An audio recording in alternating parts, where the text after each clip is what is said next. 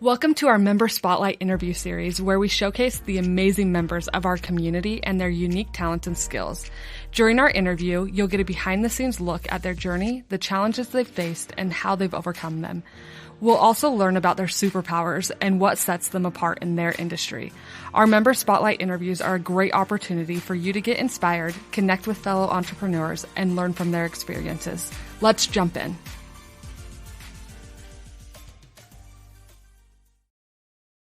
Hello, everybody, and welcome back. Today, I'm so excited because we have Cherie on the show. Welcome, Cherie. It's great to have you here. Thank you. Thank you so much. It's so great to be here. Yeah, of course. Well, to start off, kind of tell me about you, yourself, and what you're doing right now. Well, I'm the dog mystic, and I have been training dogs for 22 years. And I actually took the opportunity just to pivot. During COVID, I pivoted to the online space and started creating some online dog training courses. Right. And I just wrote a book. So I've been extremely busy and focused on helping. And my mission is just to keep dogs in their forever home, and either just also teaching people how to create that everlasting bond with their dog on the soul level. So that's my mission. So cool. That's so cool. So where did this come from? Like, where did the desire start and get you started in this? I've always wanted to do something with animals, and ever since I was a little girl. And I first wanted to be a vet, but then I'm too emotional, and like also the schooling was like that there's just too much schooling involved. Right. So then once I graduated high school and I went to college for first marine biology, just because I loved dolphins. Mm-hmm. So I came down to Florida for marine biology, but for the animal psychology part of it, you had to fulfill a page full of science courses that have absolutely nothing to do with with the animal behavior. So chemistry and physics and biochemistry and all of this stuff. So I switched to elementary education and graduated with my elementary education degree. Didn't want to go into teaching when I graduated, so I went into outside sales first. And it was on a commission based only. And because I'm a teacher, I moved up really, really quick. But once I became a manager and started managing other people, then my sales started going down because I was focusing on them. Right. And then I saw an ad in the paper for dog training. Mm-hmm. And there was two positions. There was either a dog training position or the sales of the dog training programs. So of course they wanted to hire me for the sales, and I'm like, no. Look at my education background, and so I convinced them that I needed to learn all about dog training, and that was 22 years ago. So I started out with the company, and after 9/11 hit, people didn't want to splurge on dog training. So my client base, just my weekly appointments dwindled down to like almost nothing. So I went into teaching. Mm-hmm. I was teaching for 5 years, early elementary, kindergarten through third grade, but it wasn't my joy. It wasn't my passion. It wasn't like waking up like, yes, it was amazing and so rewarding. But in 2006, I resigned from teaching, and I've been dog training ever since. And now I have my own company, and I'm fully 100% blessed. I'm just so grateful to be doing what I love. That is so cool. And now you have a book. Kind of tell me about your book. Like, what did you write it about? What made you want to write a book? Well, it's a problem-solving techniques book. Happy dogs equal happy homes. It's a problem-solving techniques book. So it's pretty much like a question and answer reference book. So the person can actually like read it from front to cover, or front to back, or they can like pick up the table of contents, go to that problem that they're having, go to the page, read through the problem solving technique. And then there's, for certain problems, there's a QR code that they scan the QR code, and then they're able to watch a video to go along with the problem. So That's cool. it was just an added bonus to my courses as well. So That is it was great. awesome. So problem solving techniques, like what are your big tips when it comes to, like, does that apply just with dogs or like to other areas as well? Well, I mean, it goes through how dogs learn, um, I mean, dogs are angels placed on this earth to bring us into the present moment and just give us as much love as possible. Get us out of our monkey minds. So there's dog mystic exercises to do to create that everlasting bond. But I mean, like, your typical puppy issues are housebreaking. So the dog is like putting the dog on a housebreaking schedule. That's just so the dog is not going to the bathroom inside the house. Right. There's just stopping the dog from chewing, play biting, jumping up, running out the door. So there's lots and lots of Yeah, lots that of sounds really techniques. valuable. Lots of things that I know lots of people could use because they do not Yeah. train their dog very well. But that's incredible. So, what would you say is one of your superpowers that allows you to be good at what you're doing and to have this business? Patience. It's all about patience. You have to have a lot of patience, and I have plenty of patience. Because I mean, like, the dogs, if you give up, like, let's say you know that your dog knows the sit command, Yeah. and the dog is just being stubborn, doesn't feel like doing it, gets you frustrated, you give up, and then the second that you give up, they win. And they don't know a time limit. They don't know minutes. They know time limit. So the next time that you start working with them, in their minds, they're like, all right, cool. Let me just wait a little bit longer. You'll give up, and then I don't have to do it.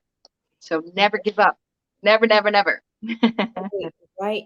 So, what tips would you give for people who are wanting to get started training their dog? And what would you say to people who are hesitant about investing in a coach or someone to come and help them train the dog? Think of it as it's an investment for the dog's whole entire life. So you're putting in this investment now, but if you break it down into 15 years, then Right. it's a very minimum amount of money, And it's bringing peace to your home, um, bringing peace to the home. You have more enjoyment, less stress, and you're learning from a trained professional. So Right. Oh, yeah, I love that. I think that's huge. It's like the same with your health. Like putting in the time now will save you in the long run and will yeah. save you money in the long run. So I can see that comparison. Well, really cool. That's I've never talked to someone about this stuff before, and I just think it's awesome to hear. For dog owners, like, do you have any tips when it comes to basically just being a better dog owner? Like, what advice do you have to people who do have dogs that they can use to level up their relationship with their dog or make it easier on themselves and the dog? Well, the most important thing is incorporate your dog into your life, into, like, they're part of the family. You got to see them as part of the family, Right. because there's other countries where dogs are outside, and that's it, and they're not inside. But you got to realize that dogs are, like, they come from, like, the descendant of the wolves. They're pack Yeah. animals. They see, if we're domesticating them, then we're their family, we're their pack. So they want to be a part of everything that's going on. So one thing that it tears me apart, because there's plenty of families that get a larger dog and they keep that dog outside for protection. But then the worst part about it is they get a smaller dog and they keep the dog inside, that dog inside. Well, Yeah. a small dog has the Napoleon complex. So they have the Napoleon complex and they think they're all big and bad. So Right. when they know that they have that, that they have a better situation than the dog that's outside, they're Right. just taunting them, especially when they have a sliding glass door. If they have a sliding glass door, that little dog is going to be like, haha, I'm Yeah. inside and you're not. I mean, the dog, like the outside dog is it's just tearing them apart, and it's just not fair. Incorporate it, all the dogs into your family, and don't leave any dogs out. Yes, I completely agree. And I've seen like people who they leave like their dogs outside in a kennel or something, and it's just that's just sad. Like let them run around, let them be outside, especially since they're so big. So I love that you brought that up. Yes. Awesome. So if people want to get in touch with you, read your book, and check you out, how can they do that? So my website is thedogmystic.com, and on my website there's a button where you can purchase the book, Awesome. and so that's on the website, and then all my courses are on my website and all the information. So Amazing. So cool. Well, thank you so much for coming and sharing a bit of your story and your expertise. Is there anything you would like to add before we finish up? if you don't have a dog, then do the research about the Mm. breeds of the dog, because for example, if a nice relaxed family or a person gets a Jack Russell or like a Rat Terrier, they have extremely high amounts of energy and they just want to go and go and go and go. So there's some breeds that are not a good fit for the family. Mm. So even when you're like, I love rescuing. I rescued all my dogs. Mhm. So when you're rescuing, you can still kind of, you can see like what breeds are there. And I'm really, really good at determining the breeds. So if you need any help, then contact me and I'll help you with, send me a picture and be like, what do you think? What kind of breeds are these? And like, what's going on? Because it all depends on just that eye to eye contact. You know, when like the dog is like, the dog is choosing you more or less, like, pick me, please, Mm. So, so it's more or less just, it can be spontaneous and just absolutely fall in love and you have the perfect dog. But like, if you're really doing the research, then research the the kind of dog that's going to be um, a good fit for you or your family. Right. And Well, yeah. Awesome. and also, if you are expecting, like, if you're pregnant and you're expecting, I also have like specialty courses or like classes. That's kind of like a workshop. It's called Welcome Home Human, and it more or less just teaches you exactly what to do while you're pregnant and before the baby comes, just to have a smooth transition. Because I've also had like unfortunate situations where like an 8-year-old dog was was this woman's baby, and just because the woman had a baby, then she just closed him off from Mm. everything. So I mean, like, and it caused aggression because the dog was totally confused. Right. So there's no reason for that. So Yeah. like there has to be a smooth transition throughout the whole entire process. There's no reason to exclude your baby. That was your first baby. So incorporate them into like everything that's going on. Oh, so good. Thank you again for coming and sharing this. I appreciate it. I hope the listeners appreciate it, but this has been amazing.